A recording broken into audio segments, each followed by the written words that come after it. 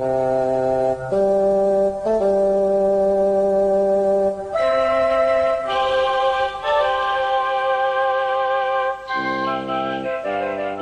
Geeks, Two Beers. Episode 67, The Sims.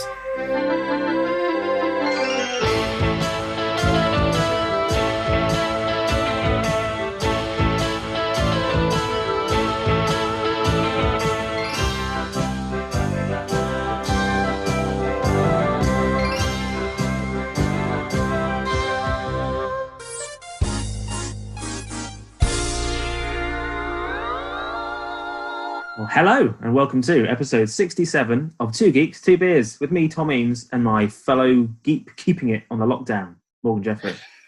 Very nice. This time I'm taking the reins and we're heading back into the world of video games. When we said this last week to each other, we were like, it's been ages since we did a video game episode. No, it wasn't. We did a James Bond video games one quite recently. Yeah. But that's sort of like video game movie adjacent, right? Yeah, we haven't done a proper hardcore video game episode for a while. There you go. I don't feel like real gamers would consider that a gaming episode. Yeah. But as we're feeling like all our lives are not quite in control right now, we're all sort of stuck at home and being told what to do and when.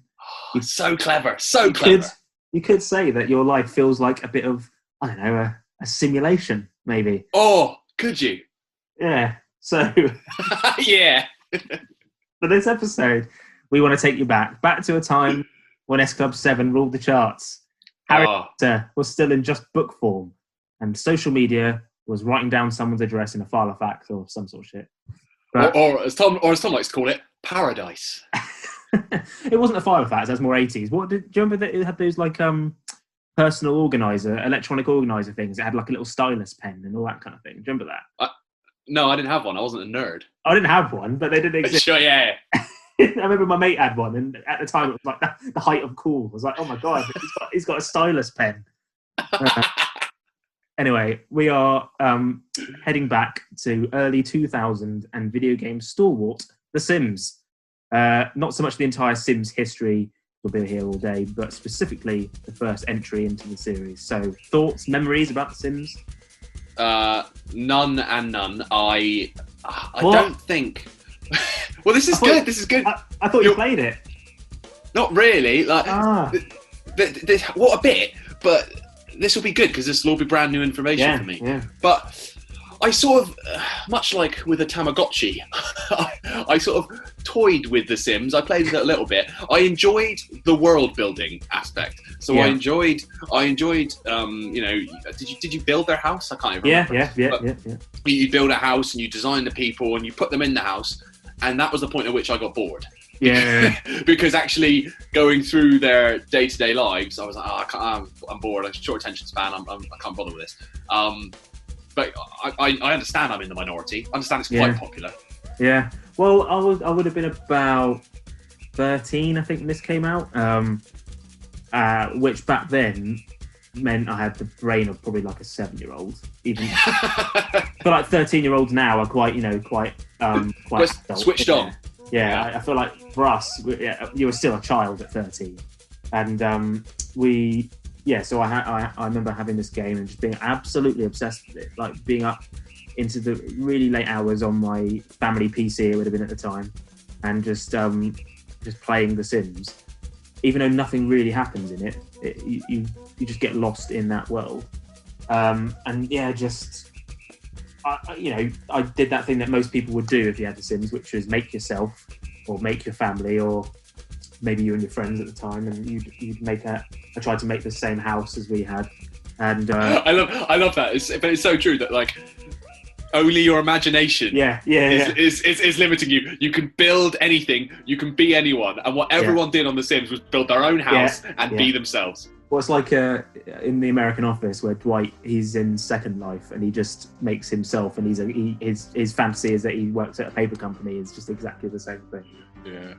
So in case you don't know, The Sims is a series of life simulation video games developed by Maxis and published by Electronic Arts. The franchise has sold nearly 200 million copies worldwide and is one of the best-selling video game series of all time. the games in the Sims series are sandbox games in that they lack any defined goals most of the time, except for maybe later expansion packs and whatnot. But in terms of the original Sims, it doesn't have any like end game. It was just an ongoing thing.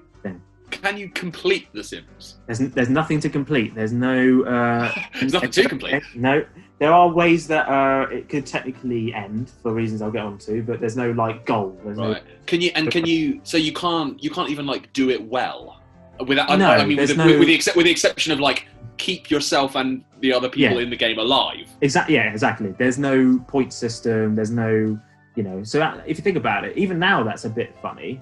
But back then, especially the idea of that must have been really hard to sell on paper, because the game was all about reaching an end, winning points, completing a level, that kind of thing. So it's very groundbreaking for that reason. So in the game, the player creates virtual people called Sims, places them in houses, and helps direct their moods and satisfy their desires. You can either go into pre-constructed homes or build them yourself. And as you say, could spend hours and hours and hours making these amazing houses, putting loads of great shit in it, making it perfect, and then just start playing. You might get a bit bored, but I did the same thing with Pro Evolution Soccer. My mate Sam would spend hours and hours and hours, because the editor in Pro Evo was amazing. Like in terms of what you could do with the face and the body and everything. We'd make all of our mates in a game. We'd spend about 9 hours making the kit and everything, and then we'd run out of time to actually play the game. So fancy a little mini history lesson on life simulation games? I'd love a little mini history lesson on life simulation games. So life simulation games, or artificial life games, found their origins. This is heavy stuff in artificial life research, including Conway's Game of Life from 1970.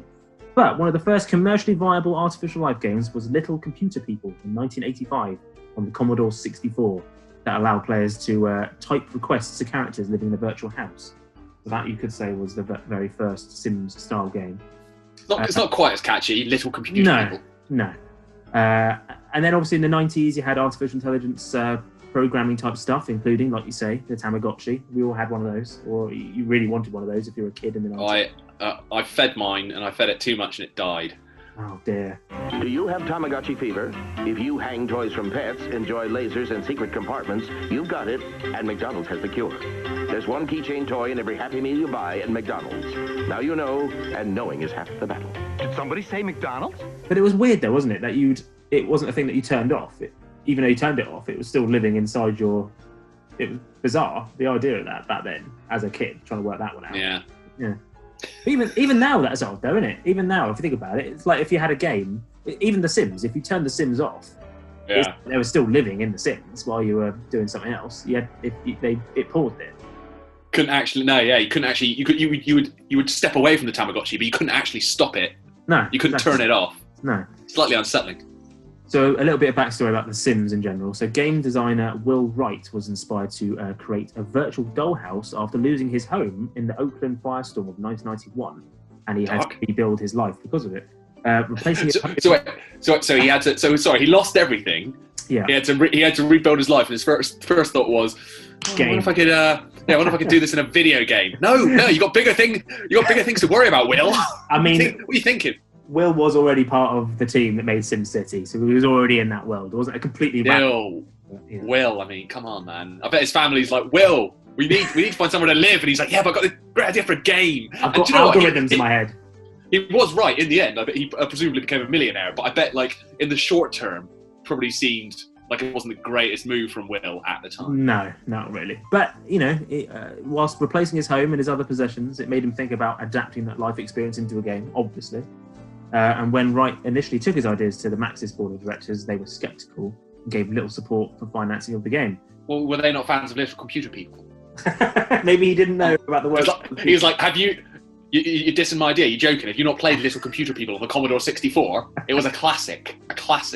But the directors of Electronic Arts, which bought Maxis in 1997, were more receptive. SimCity had been a great success, so they saw the possibility of doing the same thing. Wait. So SimCity came first? Yeah, it was already a thing in the 90s, SimCity. I thought, but maybe I knew that, but I also thought they were part of the same thing. I thought The Sims was like, because, you know, Sim, I thought it was a spin-off from SimCity. I didn't realise that this was just like, more like a cash-in, if anything. Yeah, no, it sort of is a spin-off, but it's its own separate thing. It's not like you can put this as an expansion pack onto SimCity. It's a totally different thing. But, so I guess he'd made that. I don't know if when they made SimCity, they considered Sim to be meaning a person. You know what I mean? It was more City, whereas now Sims meant a person. But anyway, it was a great chat there, wasn't it? Wright has said that The Sims was actually meant as a satire on US consumer culture, which is quite ironic considering what it would later turn into, I suppose. He says that, but I bet he didn't mind making a bit of money off it. No, exactly. Would you fancy a trailer just to get into the swing of it? Let's take a trip back.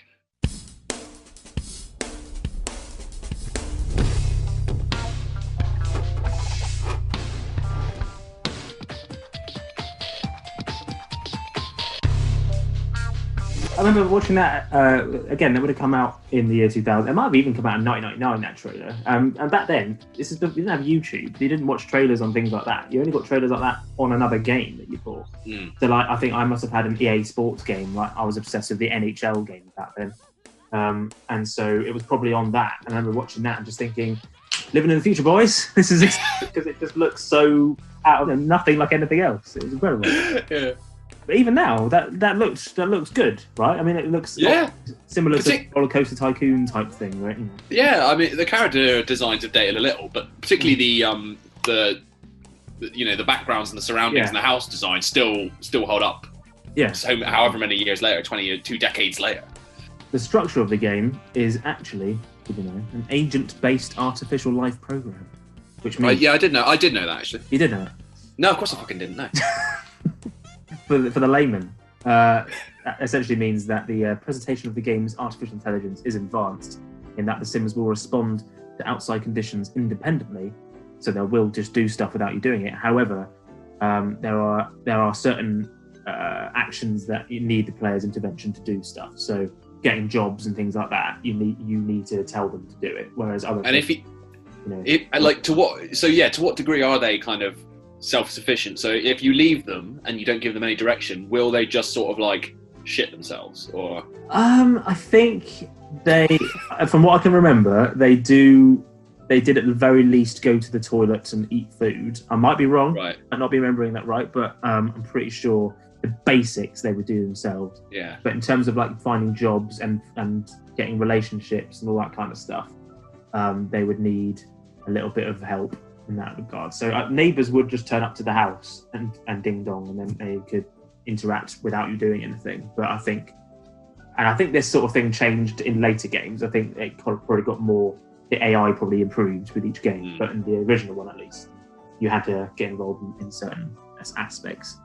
It has been described as more like a toy than a game. And it came out just before the kind of era of reality TV and Big Brother and all that kind of thing. So I reckon that's why it was particularly important. Popular rather, because just the simple idea of watching people doing nothing all day, that was just like the shit back then, wasn't it? That was just it's very true. It was like the cusp of that kind of observational reality TV, where the days of people watching Big Brother live streams 24/7, and this is that, except you have godlike control. Yeah, exactly. And, with each expansion pack and with each new version of The Sims, it got more wacky and cartoony. But with the very first one, it was very simple. It was just people living in a house and doing normal things. So it had that very much a Big Brother element to it. And given you had this sort of godlike power over the Sims, though, and was there not the temptation to just fuck with them a little bit? Like, oh yeah. You could just like build a room with no doors and put a Sim in there and see what happened. I don't know. Maybe I'm just a psychopath. But... Oh yeah, no, you can, because like Roller Coaster Tycoon, like Roller Coaster Tycoon with the early Sims, if you didn't put the right flooring down or you move some flooring, they get trapped or something. They can't do it, and so I was about to get onto this. So although the Sims could technically go on forever, characters could be killed off via starvation, drowning, fires, and electrocution. Or they can even leave the game if they were seriously unhappy. How can they leave the game? They just get seriously depressed and leave it. That's what it says here.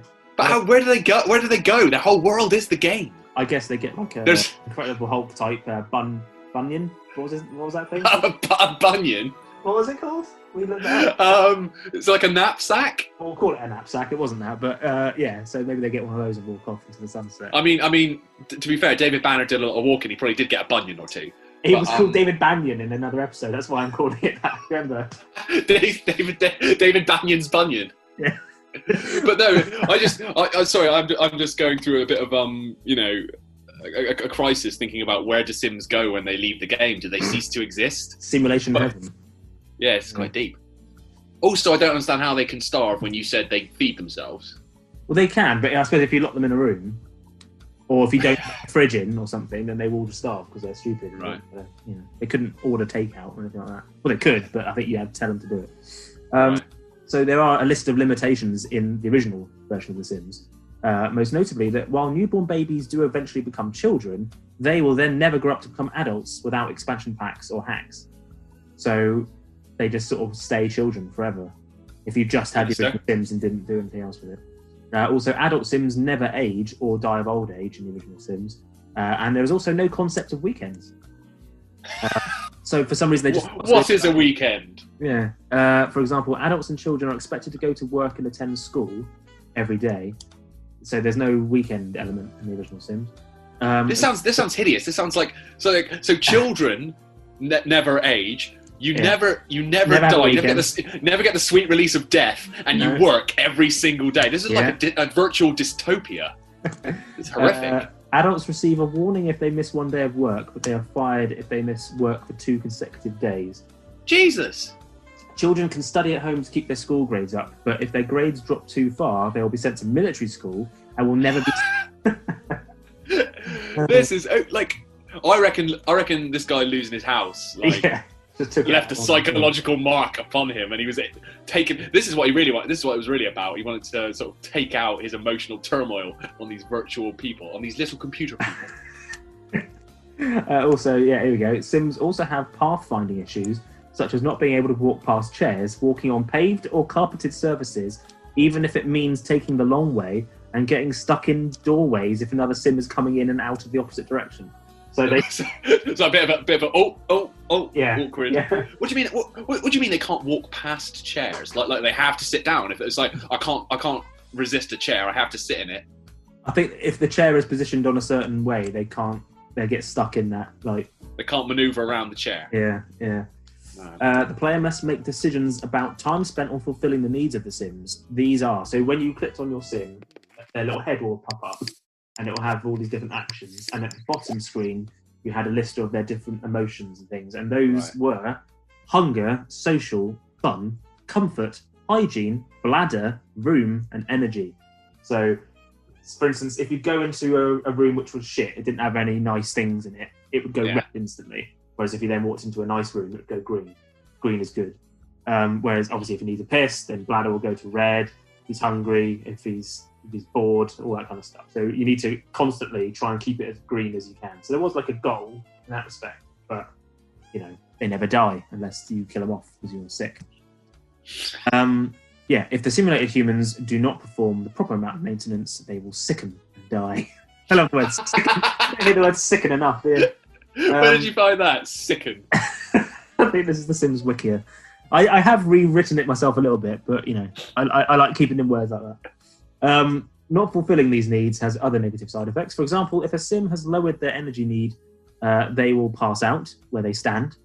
So they would just sort of, if they've not gone to sleep, if you force them to stay up and they won't go to bed, they will just pass out eventually. And if they pass out in a swimming pool, so if that happens whilst they're in a swimming pool, they will die. They will not get out. They will drown. So you can kill a Sim. Yeah. They just don't die. They don't die a natural death. Yeah.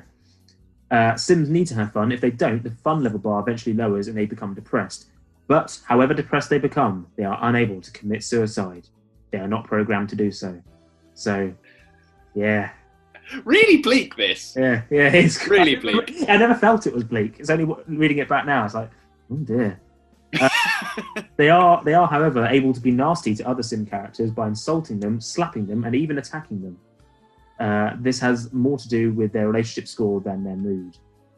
Sims in a bad mood are more likely to ignore player inputs and autonomously seek an activity that will increase their mood. So if they're annoyed, they will eventually just go, oh, fuck you, I'm doing what I want to do. What if a Sim is like in a bad mood because he needs a piss, and you're like, all right, go for a piss, and he's like, I'm not going to because I'm in a bad mood, so I'm ignoring you. Well, that's his problem then, isn't it? If he wants to piss himself, he'll piss himself. Look, I told you to go to the loo. You got to piss yourself. You piss yourself. You're a grown man. You should be able to go to the toilet by yourself. So in the beginning, all families have a 20,000 simoleon limit. That's the Sim currency to buy a house or build or furnish a house from scratch. But I just use the cheat because there is a cheat that you can just keep doing it in and get more money because I don't have time for that. Like a real gamer. Yeah, I've got no time. I want the best house instantly. I don't want to hack. I don't want to wait around. So, do you want more about the deaths and stuff? We've kind of already talked about it, but it's... I mean, it is the aspect of the game I am most interested in, if I'm honest. So as I say, types of death include starvation, drowning, perishing in a fire, electrocution, and by a virus, which can be contracted by a pet guinea pig, which can happen when its cage is left dirty. It's a very niche virus you can get. What? Yeah, why would you throw that in? Because you go, all right... That's like an Easter egg, isn't it? You're like, what are the deaths that they might naturally... encounter. So you go, well, maybe fire, electrocution, drowning, and the virus of the guinea pig. We'll throw that in there. It feels very current, doesn't it? It's not a bat, but it's similar. Also, is it similar? Anyway, bat, guinea pig, they're basically the same. Anyway, in this case, if any of the Sims died, the ghost of the deceased Sim may haunt the building where it died. So they put that in. A supernatural element. So if you had a house where you only had the one Sim in it and they lived on their own and they died, I guess the game is over. Can't really do anything with it. But if you had a family and one of them died, it could carry on. But the haunted ghost will come back and just ruin the rest of their lives. In addition, Sims can leave a household for good and never return. Two adult Sims with a bad relationship may brawl, eventually resulting in one of them moving out of the neighbourhood forever. I suppose if you're Sims and you hated one of them, you just go, right, let's just hope it's the right one that leaves, because I don't want... Well, presumably you could take charge of one and just bully the other one till they leave. Although, why would you hate? You've created both of them. I think it says more about you than it does about the Sims. If you weirdly hate one of your creations, just fell out with one of them halfway through. Babies can be removed by a social worker if they are neglected. And we've already talked about the military school thing. So, yeah, just more darkness. Feels like a lot of pressure, this game. It says here. I actively avoid responsibility in life. And this feels like a lot of it masquerading as fun. I like this bit. Although considered states of failure, many players occasionally deliberately mistreat their Sims to observe their actions and for entertainment. Yeah. I mean, yeah. Poke it, see what happens. Set it on fire, see what happens. It does feel very Black Mirror, doesn't it?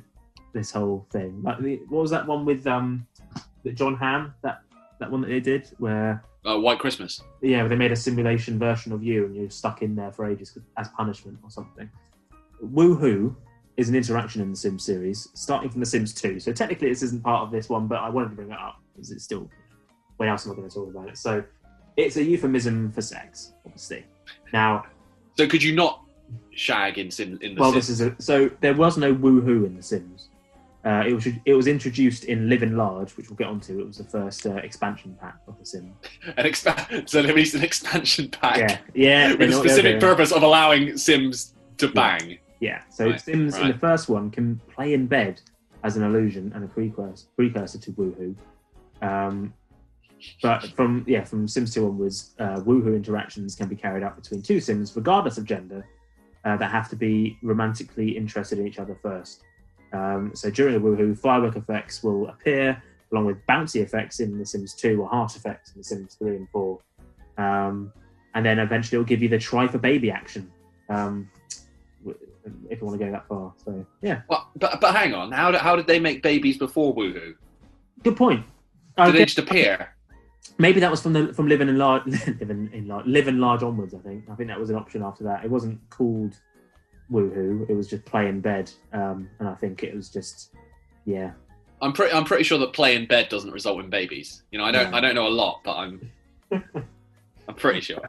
And there's also Simlish, Simlish, which is the fictional language used by the Sims. Oh, hey, wal, vina, garn, ele, punenau, right, etia, unau. Kaplaris ni mara, go out tutor brow, and any tomanaki. It is assumed that Simlish is the official language of Sim Nation, so Sim City. So they are connected, it says here in that regard. Interesting. And is there only one language across the entire virtual world, or are there different Sim languages in different Sim countries? Do different Sim countries even exist? There are vacation expansion packs, but everyone seems to speak Simlish in whatever game you're in. So there is no official Simlish dictionary, but an unofficial dictionary based on The Sims 2 can be found online if you so wish to look it up. Simlish was created because Will Wright, creator of The Sims, knew that the game needed dialogue, but thought that using real-life languages such as English would cause the dialogue to be repetitive and a bit expensive translating it into every single one. So he thought about using a Native American language, but decided it would be better to use a nonsense language that couldn't be translated because the meaning could be left up to the player's imagination. Some say it's a sort of a mixture between Ukrainian, Native American, Romanian, Irish, Tagalog, and even gibberish, but this has not been confirmed. It was actually first used in Simcopter, a flight simulator game released in 1996. So think of that. What's Simcopter? Yeah. The Sim cinematic. I can't say the Sim cinematic universe. So expansion packs. So this is what the Sims came up to keep the game going as long as they possibly can. That was Morgan opening another beer occasionally. So the first expansion pack, Live in Large, as I've said. So it was a weird one, Live in Large. It was kind of it was the first expansion pack, but all it was like just silly things. So it created these new characters that could be involved in the game, such as Servo, which was like a robot that would do chores. Sonny the Tragic Clown, which it would come to life from a painting if Sims are in a bad mood. It will try to cheer them up by doing tricks which always go wrong and interrupt Sims' sleep. To get rid of him, raise the Sims' mood or set the painting on fire. Yeah. Unsettling.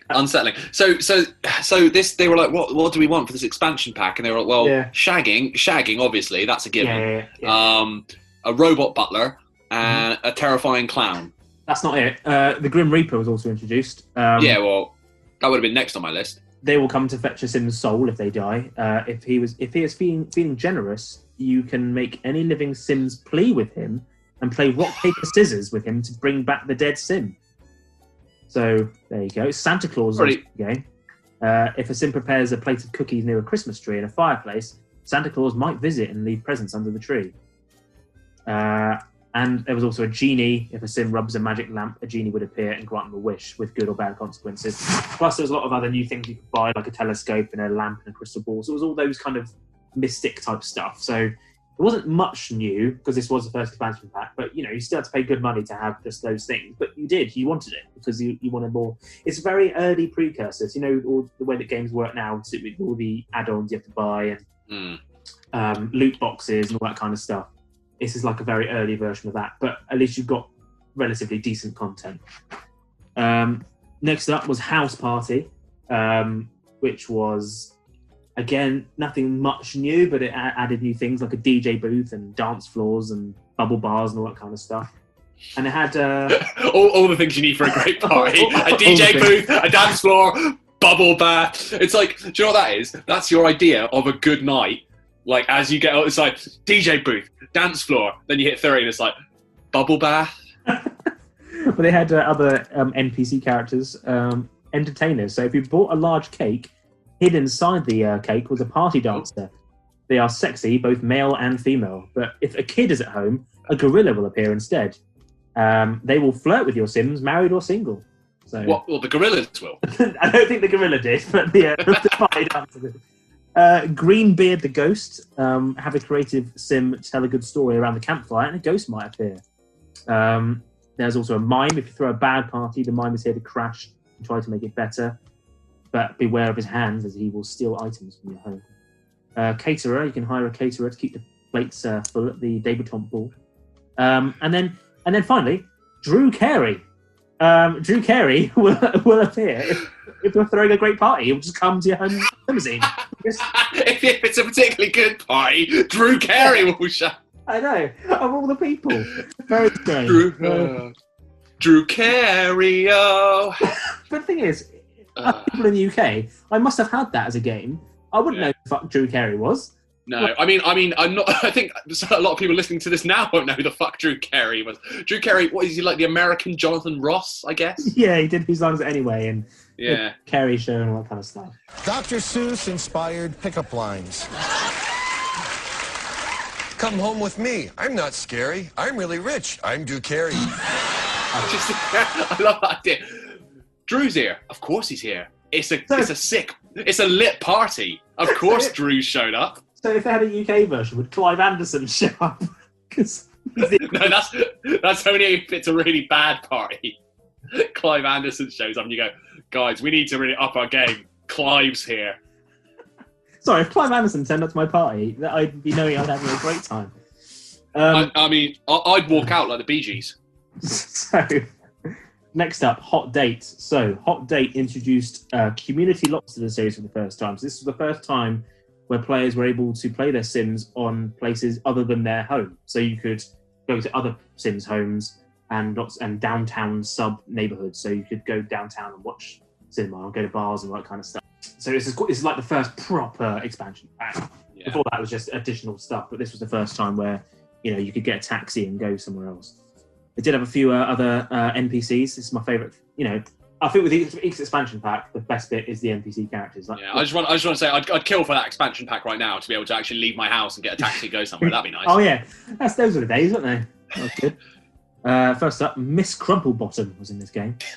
This old woman would poke and smack Sims with her purse when they perform romantic interactions in downtown. So if you had a hot date in downtown, this Miss Crumplebottom would come up and slap you.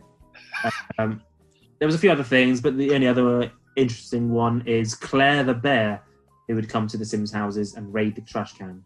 Don't know why they put that in, but there you go. So they got bears and gorillas, okay. Yeah, and you can buy a hot tub and all that kind of stuff. But it introduced things like relationship bars, down the bottom of the screen, and you could do more interactions with people. So it was getting bigger. And even bigger after that, the next expansion pack was Vacation. This was the first time it introduced a vacation island. It's technically the same thing as another downtown thing, but you'd go there and it'd be this big island, and on the same island they'd have like winter, forest, and beach. So you'd have a sunshiny bit, a wintry holiday, and like a nice like camp. And again, it felt like a brand new game really, because it was a totally separate thing. And what I liked about it, you weren't on holiday for like a set amount of time and then you had to go home. You could stay on holiday for infinity. So there's no such thing as a weekend. However, on the upside, you could go on holiday forever. Yeah. Why would you ever come? But surely if they went on holiday forever, they weren't working, and like they would get fired, and their house would fall into disrepair, and their children would starve. No, don't worry about it. Oh, okay. Not a great continuity of logic here, but okay. But what made me laugh is that with each new expansion pack, the harder it was to because these were the days of relatively old PCs. It wasn't like it was your laptop that you bought; it was your family PC. So you couldn't ask your dad to get a better one. You were just stuck with whatever one you had. And so, you could, but you weren't a brat, so yeah. No, exactly. But you had, you had the limitations of your whatever PC you had. And so, with each new expansion pack, you had to install it, but you couldn't get say Hot Date and then get Live and Large. You had to do it in order, otherwise when they came. Oh, so you needed each subsequent. Each preceding expansion pack to get the next one. Well, I think you could skip one. I think you can skip. You don't have to have all of them, but you couldn't install one and then install an old one. You had to do it in order that they came out. So just the way that the files worked, I just don't think it works. And just the amount of times when you used to install games like this, especially expansion packs, the amount of times that my PC would just crash and it wouldn't be able to hack it and it would just die and I'd end up ruining Christmas because I was happy and, But anyway, next up, Superstar. This expansion pack just allowed you to guide your Sims to fame because this was back in the days of American Idol and that kind of stuff. Yeah, we've moved now from Big Brother to Pop Idol. Yeah, exactly. But in this game, not only did you have new NPCs such as a butler and obsessed fans and paparazzi, but you could also have several celebrities that would turn up in the game. So not only did you have Drew Carey, is Drew back? Avril Lavigne, Andy Warhol, Christina Aguilera, Marilyn Monroe. Andy Warhol? Yeah, Marilyn Monroe, John Bon Jovi, and then Sarah McLachlan and Freddie Prinze Jr. Now, I mean, right, we need the real cultural icons of our time: Andy Warhol and Freddie Prinze Jr. I know. I mean, look, I like Andy Warhol, but was he in She's All That? No, he wasn't.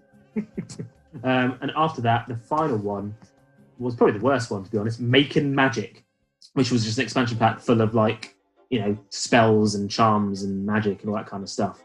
So it has really jumped the shark at this point. It was all just about, before it had a semblance of realism, but now it's when you had robot butlers and Drew Carey and gorilla strippers and gorilla was a stripper. I thought the gorilla was a stripper. No. And then you had magic. Fine, but at this point. But you can have a dragon as a pet and all sorts in this one. Oh, that's just ludicrous. It says, upon moving in a new family, the mystery man appears with a box which includes a wand, a spell book, magic ingredients needed for the Toadication spell, whatever that was, a wand charger, magic coins, and a hole in the ground which provides easy access to Magic Town. So a Toadication spell. What could that possibly involve, Tom? I can't even begin to imagine. Anyway. Maybe it turns you into Toadfish from Neighbours. It's a bit niche. Anyway, so those are all the expansion packs for The Sims. The Sims was released on February 4th, 2000. Became a bestseller shortly after launch, and in the US, it was the best-selling computer game of 2000, with domestic sales of 1.7 million units, and it became the country's #1 computer title in 2001. So it sold another 1.4 million the next year. In 2002, The Sims became the top-selling PC game in history at the time, displacing the game Myst by selling more than 6.3 million copies worldwide. By 2005, the game had sold 16 million copies worldwide. And by 2006, the console versions of The Sims had sold a combined 3.5 million. So there were console versions on PlayStation and stuff, but it wasn't quite the same. No, it's a PC game. It's a PC game. I bet Will has got a few houses now, right? I think he's doing all right, yeah. And I'm not talking about sim houses. I'm talking about them real houses. He could probably afford a couple of house fires now, and it'd be fine. Making light of a man's misery and loss. Only on 2 Geeks, 2 Beers. Since then, we've seen The Sims 2, The Sims 3, and The Sims 4, and they continue to be hugely successful and popular with new and old generations. And I think even now, because games like Animal Crossing have become really popular, I think The Sims has had a resurgence as well. Well, yeah, and I haven't followed The Sims, but presumably now when we're all online. And you can play with your friends online. Surely there must be a sim game where you can build your sim family and your friend could build their sim family and they can cross over and meet, right? That seems like it must be a thing that exists. I assume so, but I don't know. Didn't research it. Well, no, it's not what this is about. We're not about the now. We're about the nostalgia. No, that's the thing. It's not laziness. That was a deliberate decision you made. But I'm gonna say that probably does exist. And if it doesn't exist, why doesn't it? It should. If it doesn't, I'm sure it does. I just know that I've played newer versions of The Sims when they've come out because I was like, I'm really in a Sims mood. Let's try and play it. Yeah. And did all these expansion packs come in between 1 and 2? No. Yes. So they were all just The Sims. Wow. So each new version of The Sims then has their own load of expansion packs for each one. So Sims 4 will have loads of expansion packs. I mean, it got pretty batshit crazy or hamster shit crazy. Just by then, so I can only imagine where it got to by. Well, that's the thing. So when I played newer versions, it is good, but I find it far too cartoony. It's heavily relying on that side of it. Which, if you're up for that, it's brilliant. But I don't know. Too gimmicky. Lacks the purity of the original. Yes, exactly. And then with its gorilla strippers. I think in The Sims, it was Sims 3. I'm sure they fixed this by now, but in The Sims 3, your player, you could go to work and you could go out and stuff. But if they went into like a restaurant, like I had a date, and you could go to the restaurant, but you had to sort of sit outside and wait for them to come out. You couldn't see inside the restaurant. You had to just sort of see the outside of the building and just wait for them to finish. And I think in expansion packs after that, then that's what they made you do. You see, in the expansion packs, it's like, oh, in this one, you can actually see inside the restaurant. And I was like, well, why do I have to wait for ages for that? And again, imagine going to a restaurant now, like even lingering outside a restaurant for a while would be nice. It's like you're not even allowed to linger outside a restaurant. Move along. No. Also several spin-off games as well, including my favourite, which no one seems to remember, The Sims Medieval, which was set in medieval times, obviously, but it was an actual quest-driven game. It wasn't like The Sims. It was actually you players build up a kingdom, send Sims on quests, and earn rewards in the form of kingdom points. And it was great. I just bought it thinking, what the hell is this? Because I wasn't really into The Sims at this point. I played it, and I was like, this is like a really good Game of Thrones type game. It was like some guy at Maxis or EA just like he had like a load of money left over. He's like, well, can I just make this? Is that all right? I don't think it did very well, but I really enjoyed it. Well, I'm sure the guy who made that game, it's like vindication at last. It bombed, and it the company went down, but Tom, I really enjoyed it. So that's. I really enjoyed it. Did you know that there was a film that was going to come out on The Sims? What? But what even is? Well, The Matrix. Yeah. Well, a live-action drama film based on The Sims was announced in 2007. It was announced that the film rights had been purchased by 20th Century Fox. It was to be written by Brian Lynch, produced by John Davis. But by 2019, following Disney's acquisition of 21st Century Fox's assets, the film, along with many other video game-based movies, were just cancelled. So it was one of those long lists of films, like the Die Hard film that was going to come out, and it just kind of got... Yeah, weren't they going to make like Jenga the movie or something? Something like that, yeah. Not the greatest loss. Not the greatest. No. Well, that is about it. What do you think? What do you think of The Sims? Do you know what? I stand by my original thoughts in that. Yeah, I think the fun of it is in the world building, and then the actual playing, if that's the right word, of the game is less interesting, I think. Having said that, I wish I'd stuck with it just for those expansion packs, because those sound like a lot of crazy fun. Maybe I'll go, but there must be like a Sims simulator. Yeah, I would have thought so. Somewhere online. Maybe I can throw a lit party with a bubble bath and a gorilla stripper, and if it's really great, maybe if I'm very lucky, Drew Carey will show up. But yeah, there's so much nostalgia when I watch these back. You can see all these long plays on YouTube and all this kind of stuff. But when you hear a Sims long play, I know. But you can hear, we've said it before on video game episodes in particular. But when you hear like sound effects and music and loading screens and all this kind of stuff, when I watch them back, they're clearly all ingrained into my brain. Because even though I wouldn't have seen or heard any of these for like nearly 20 years, I knew it instantly, like I was playing it yesterday. And because you play so much at one point and then never again, it's still there.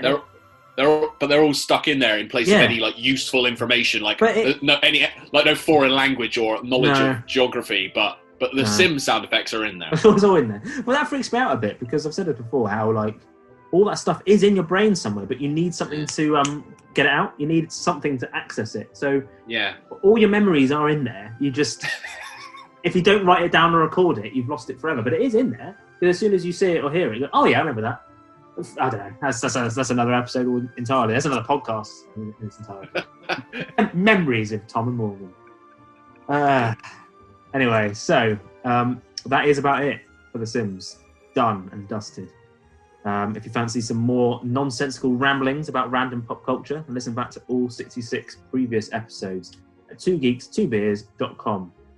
We've also put them all in handy genres now, which I've fixed on the homepage, because you noted the other day that it wasn't working.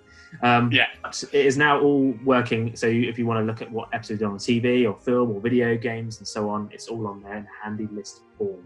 You can also find our episodes on iTunes or Apple Podcasts, Stitcher, Podbean, Spotify, wherever you get your podcasts, you can find Two Geeks, Two Beers. And while you're there, give us a little rating, give us a little review. It doesn't take long, and we'd really appreciate it. Thanks. Thanks. Thanks. We're all on social channels at Two Geeks Cast. It's Facebook, Twitter, and Instagram. We're also on YouTube. We're on Patreon. We can get lots of extra goodies and special episodes. If you pay a little bit more, you can get your own dedicated episode. All that kind of jazz. We're all over the internet sphere. I'm a little bit tipsy after that John Smith, so I've got to say. Do you know what as well? Because we're in lockdown and we've been doing these episodes a bit more regularly, we're so bored with this final spiel. It's like the most important part of the podcast where we tell people what our website is, how to follow us on social media, how they can give us money, and we're like, Patreon, Twitter. Thing is, I mean, for listeners as well, this is the most boring bit of the podcast. You're probably not even listening to this part, right? It's the most boring bit of the podcast. We know that. If you're the regular listener, chances are you hate this bit. But we'd like to keep you here because we always add a little bit in the end, so it's always worth listening. So, and if you didn't know that we did that because you'd gone too early, then you've been missing out. Real loss. Yeah, real gems. You should go back to all of our previous episodes because pretty much every single episode after the end credits song has a little bonus. Go back to geeks2beers.com. All those places I said before. Listen back to all the old episodes. You'll find little hidden gems. Make an effort, all right? Make an effort. At least listen to the end through all of this interminable nonsense. Now we've slagged you off. Please do email us at podcast at... We have not even finished. We're not even finished. Please email us at podcast at 2geeks2beers.com just to get in touch or to slag us off back. Why not? So, to end with, so the game music, which you may have heard in little bits in the background throughout the episode, was composed by Jerry Martin, Mark Russo, Kirk R. Casey, and Dix Bruce. The game disc contained 37 tracks, of which 15 were published in 2007 as an official soundtrack album. Most of the tracks contain no vocals, but some of them did feature Simlish lyrics. So I thought, to play us out, we'll just have the lovely Sims theme by those great guys. Nostalgia juice for me, won't mean anything to you, but I'm sure there's a lot of people listening that'll go, that's nice, that is nice. So they'll say woohoo. Exactly. So enjoy and see you next time. Enjoy the nostalgia juice.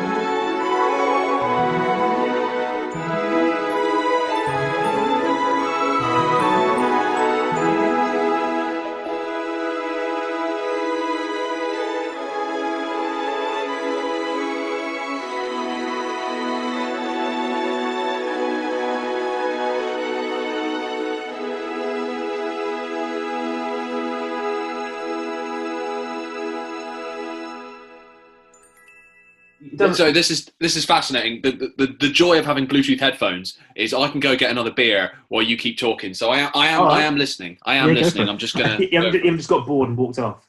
No. I'm glad you told me that. Well, for the listener, there'll be no real difference, but I just wanted you to know. So. I mean, if you keep talking, they can't hear you, so that is a difference. So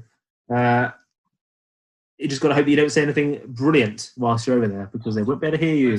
No, it's fine. I'm not muted, am I? No, you're not muted, but there's such thing as a microphone. If you're further away from it, they can't hear you. No, but I've got a Bluetooth on my microphone. Well, you quietened down, so it didn't work. It was all gold. You missed it, and I can't replicate it. It was a one-off.